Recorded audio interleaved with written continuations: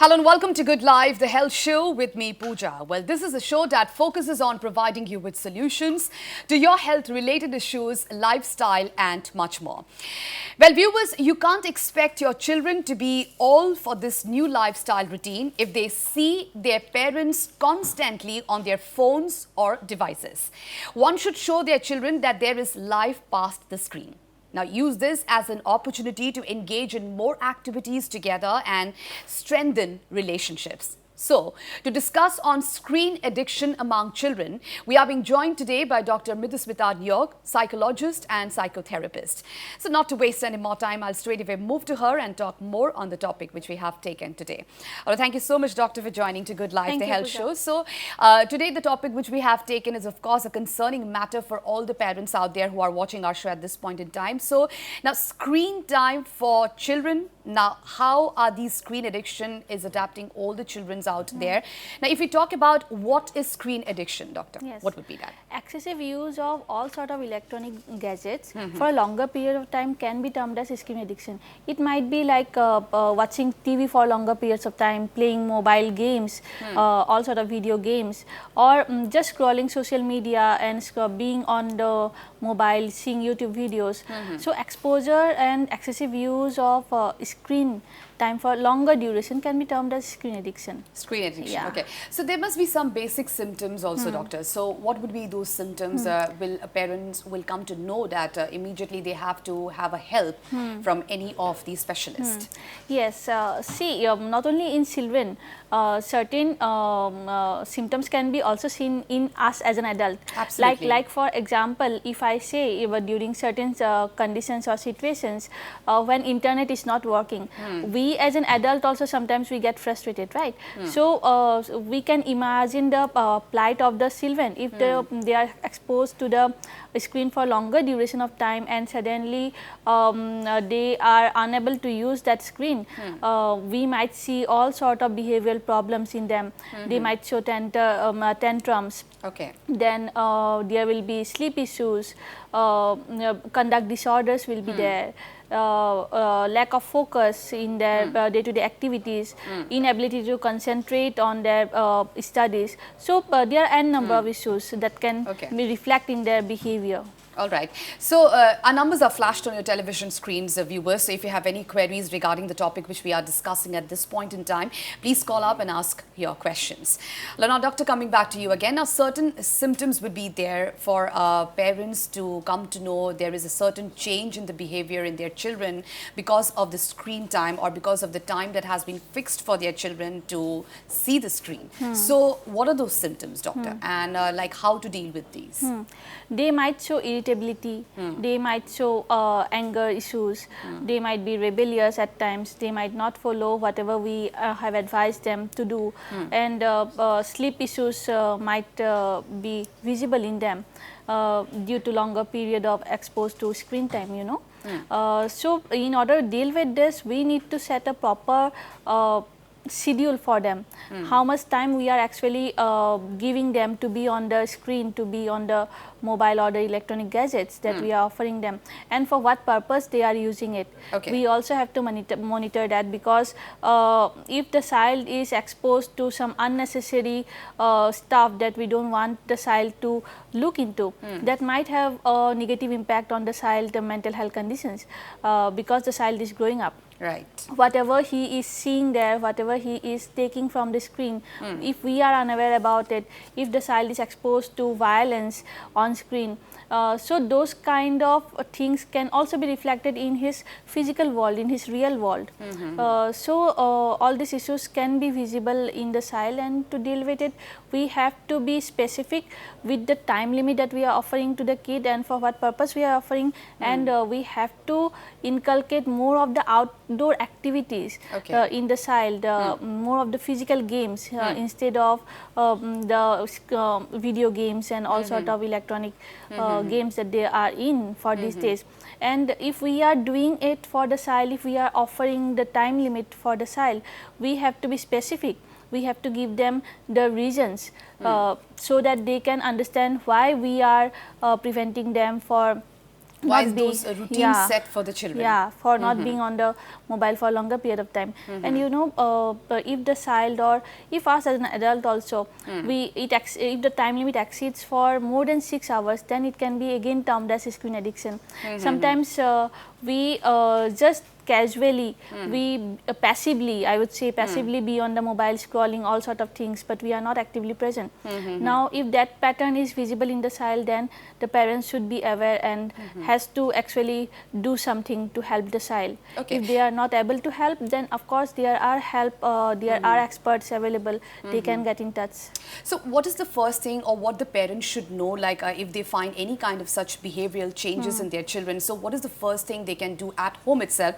Of course, there are experts who can help them at every time. Now, if we talk about the things that they can apply at home, of course, there will be a set of time, a screen time should be set, a proper routine should be set. But if that hampers the behavioral changes in the children, so what are the things that can be done at home? The first and foremost thing, the child grew up looking to us, right? They see us, they imitate us.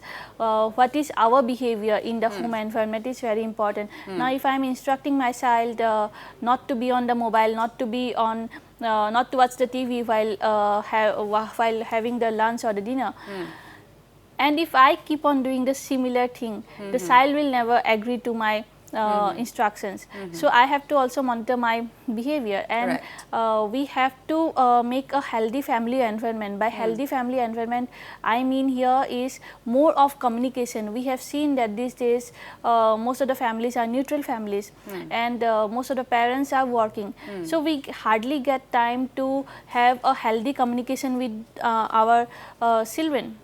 So we need to make that time for our children whenever we get time from our busy schedule. We should have a healthy conversation with them and try to build a happy environment. As well. Okay, doctor, we'll have more discussion, but we'll have to take a break. All right, viewers, we'll slip into a short break, but do come back soon because we have lots more on the other side.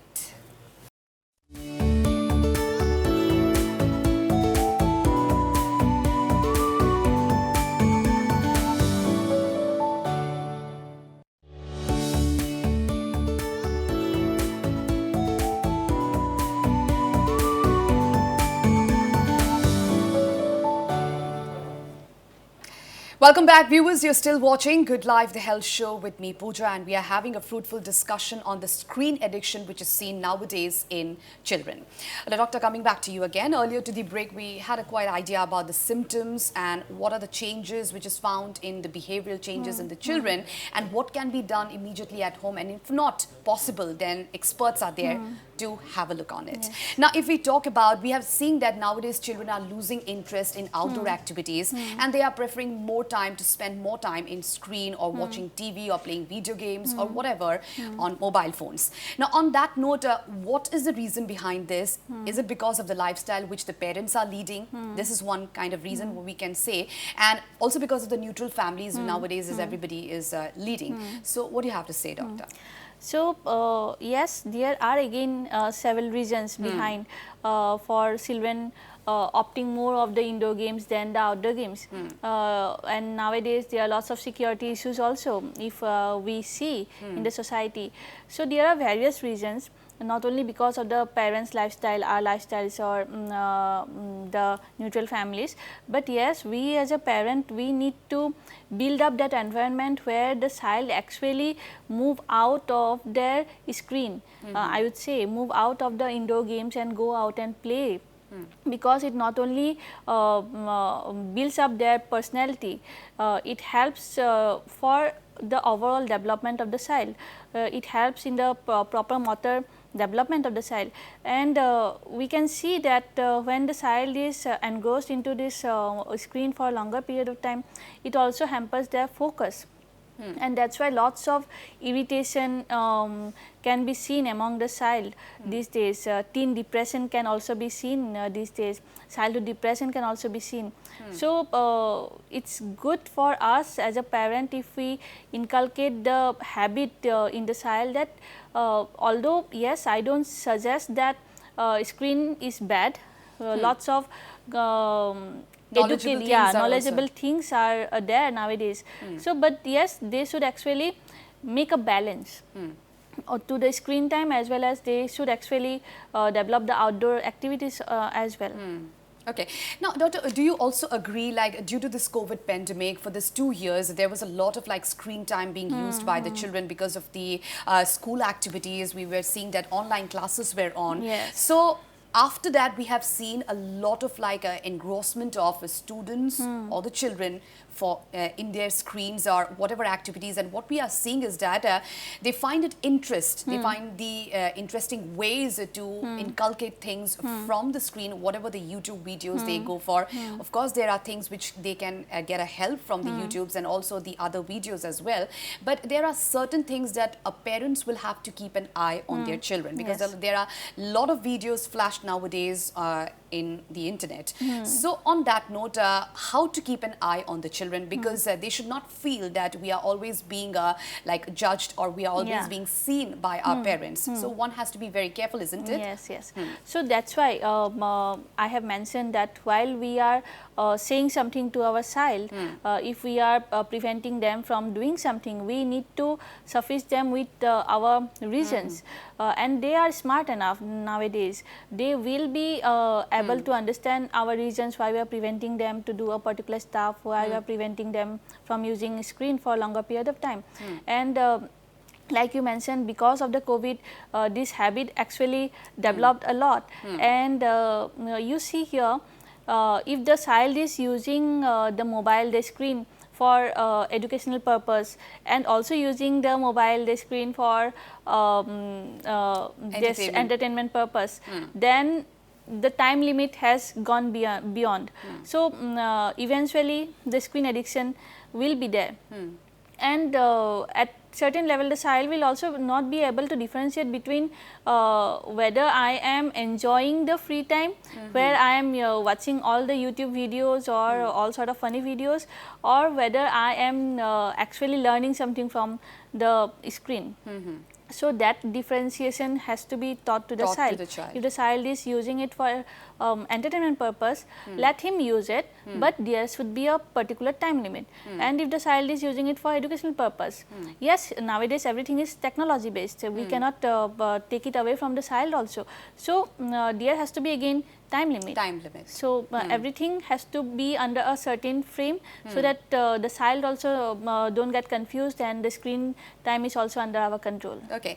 Now, if any child or any parents visit your hospital, so what are the suggestions, what are the counseling methods you give to them? What is the first thing? Of course, you take a history and then you see the case, like what is the case all about. If it is like, okay, workable at home itself, so you suggest them or give them a procedure, what can be done or what should not be done. So there must be some of the productive things which can be applied at home itself. Suppose if a mother is working in kitchen, so they can also include their children in some activities which is not harmful for them.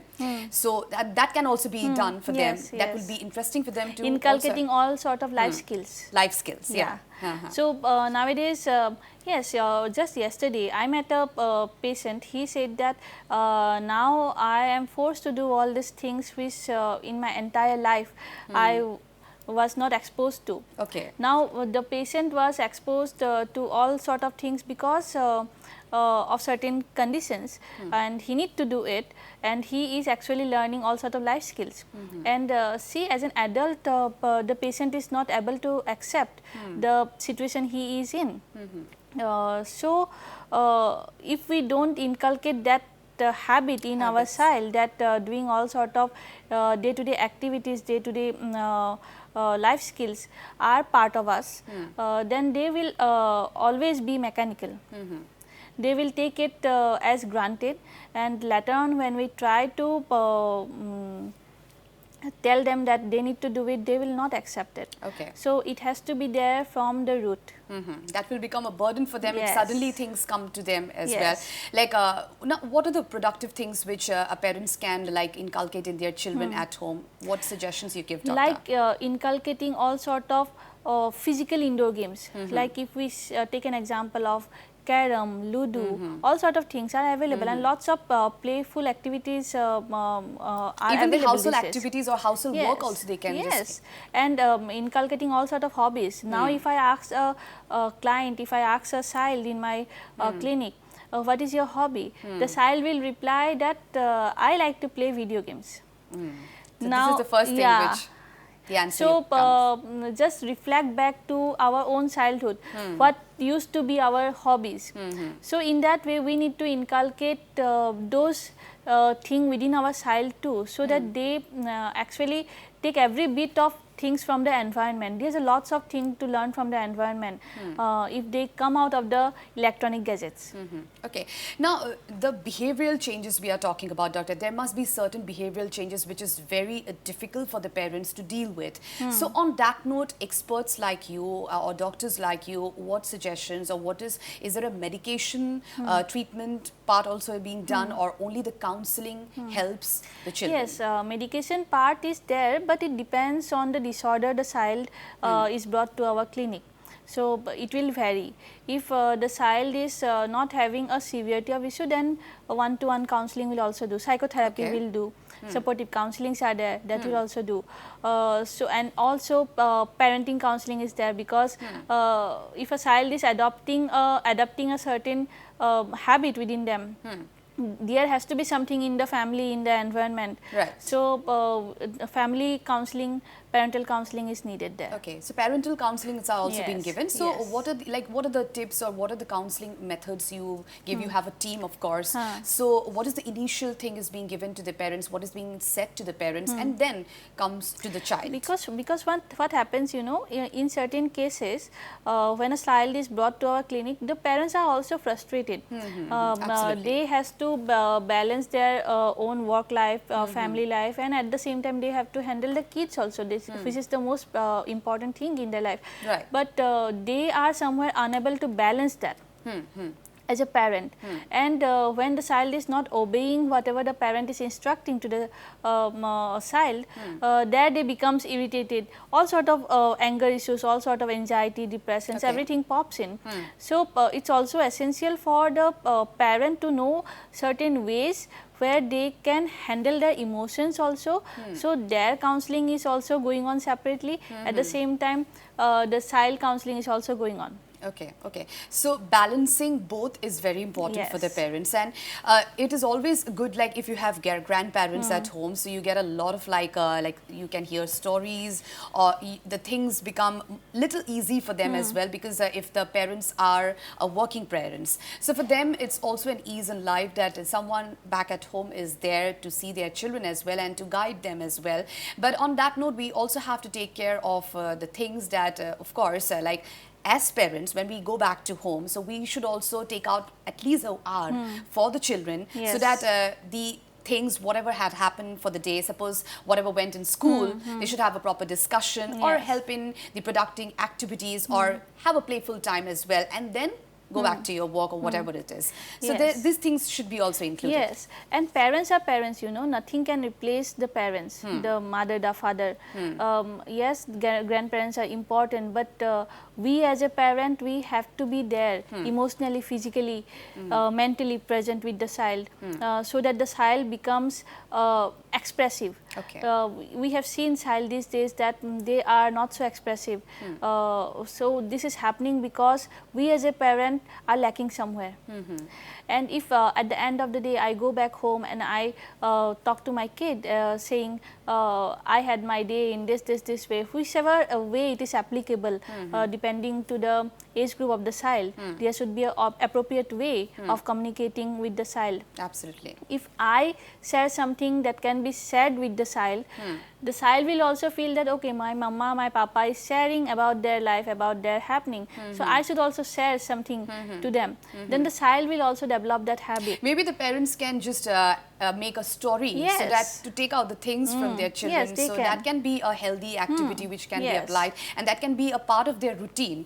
So the child will be habitual. Okay, so this is our time. This is our time. We should discuss things. So this is going to be, and they can also go back to their school or their activity activity place and discuss with their friends also, so that they can apply Yes. those things at their home itself. Now, as doctors, what do you think that like schools should also organize these awareness campaigns as well to aware students, of course, and side by side they should also aware the parents as well, isn't it, doctor? Yes, yes. And there are many parents we see, they don't open up and tell about the problems what their children are facing. This is also a taboo which is seen in the society. It's there, it's still there, but we are working on it, and yes, schools should organize, schools are working on it, but there should be more of this parental meetings, parental counseling sessions where experts are visiting the session, and of course they will get a proper help when from the experts. Okay, okay. So, what suggestions would you like to give to the school authorities also, like for organizing these awareness campaigns for the children? Like, what do you think? Is this should be also a part of their curriculum activities, that one period should be fixed for these kind of like lectures or the speeches by the experts? Yes, that's why these days, according to NEP, school psychologist has to be there in every school, Okay. in every colleges, but yes, most of the schools and colleges are trying to incorporate it.